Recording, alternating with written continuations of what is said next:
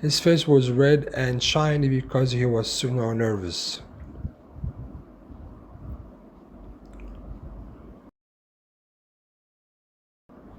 You were speeding. You would need to give you a ticket. Can you both get out of the car, please? The men still looked nervous. One officer brought the speeding ticket and the other stood close in case they ran away. Frank began to search the car. Hey, what's it doing? The woman said, but she knew the game was over. Frank breathed heavily, and he started looking under the seats. His hand felt something smooth, hard, and cold under the front passenger seat. The Bankerton diamond. He took the diamond and put it in his jacket pocket. At the same time, with his other hand, he took something very similar out of his trouser pocket. He held it up. Okay, you two, he said. You're under arrest for stealing the diamond. While the young police officers arrested the criminals, Frank held the evidence up for everyone to see. And the light from the moon, it shone every color. Wow, said one of the young police officers. I've never seen a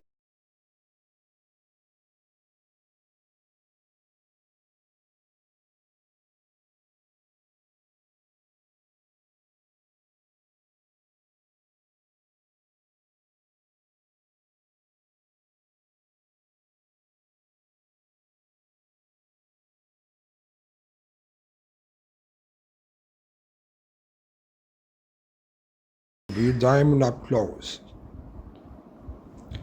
Imagine if someone gave you that as a present, said the other. Just imagine.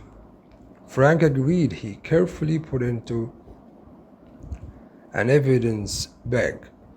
Half an hour later, back at the station, he gave it to Spencer. Spencer took it from him carefully as if he was a new baby.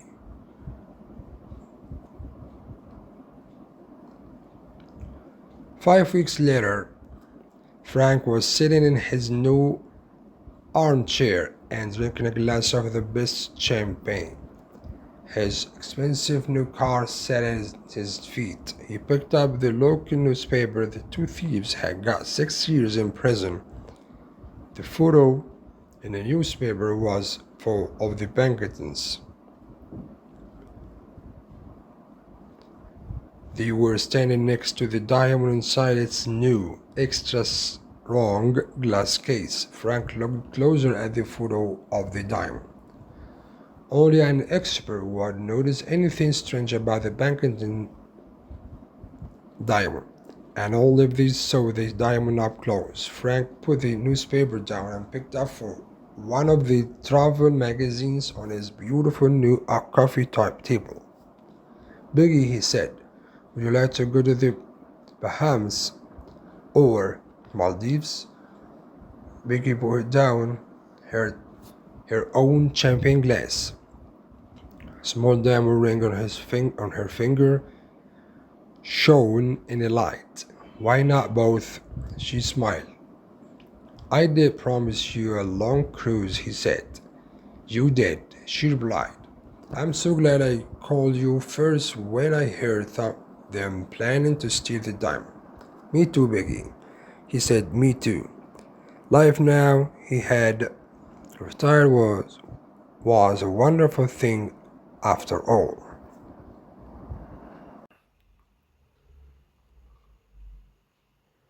A strange salesman knocks on Victoria's door and offers the end to all her problems.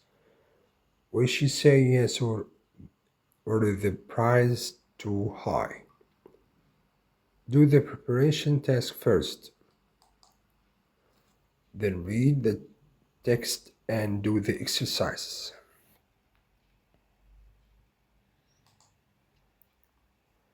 Someone knocked at her door just as Victoria was about to leave her flat. It was strange because she hadn't heard the lift or anyone on the stairs.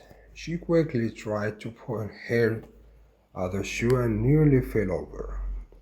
There were many unopened letters, probably asking for money, on the floor. She was late to work for the third time this month, and now she had a visitor grade, she thought.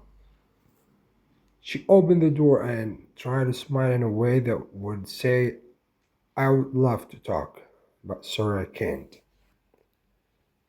And how are you today, Victoria? The man at her door asked. Good, I hope. If not, I bring you an eternity of warmth and best wishes from the wonderful director of my company.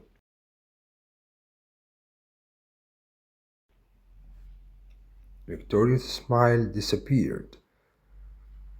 How did he know her name? You know how I can be so sure? He asked. I'm the wonderful director of my company. I'm sorry, said Victoria. I really have to go. I'm late for work. Time? He sounded sad. That's what they all want, time or happiness. Which one would you like more of? Listen, really, said Victoria. I'm not interested, sorry.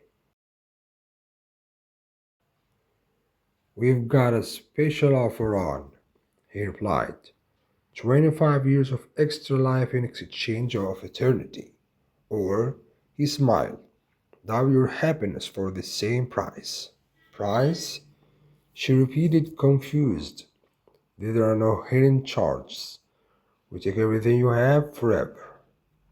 Victoria thought it was strange that he was wasting time on such a stupid joke. They now want 50 extra years, or 4 times more happiness. She joked back. Oh, you could, he said, but I have to tell you the quantity of the years goes down after 25. I recommend choosing happiness. He pushed the left button for her, of course. It was obvious that she was going down because it was morning and she was dressed for work. Okay? So, her smart bag only had sandwiches in, not important papers, and her suit was second hand. One day she'd think of a job she was good at and that paid well. Sometimes Victoria felt as if her sister was the only lucky one in the family. Charlotte had her own prize winning company and she was married to the handsome and funny Peter. The only thing wrong with Peter was that he didn't have a twin for Victoria to marry. Even the way Charlotte met Peter sounded like a film. After a lot of bad luck, Charlotte was in a car accident. At first, the doctor said she would never walk again. But then a new Dr. Peter started work at the hospital. With Peter's help, Charlotte was walking again in just a few weeks. Even he joked that no one had known he was such a good doctor before he met Charlotte. He asked her to marry him. 2 months later, half a year after the accident, Charlotte started her company, and now they lived in the most expensive part of London. Victoria was happy for her sister, of course, and she loved visiting their house and seeing their beautiful children, Gabriella and Angela. But sometimes it made her feel bad that she didn't have any good luck for herself. Remembering Charlotte's accident made her think it was impossible to know what might happen in the future. But what if I get killed by a bus tomorrow?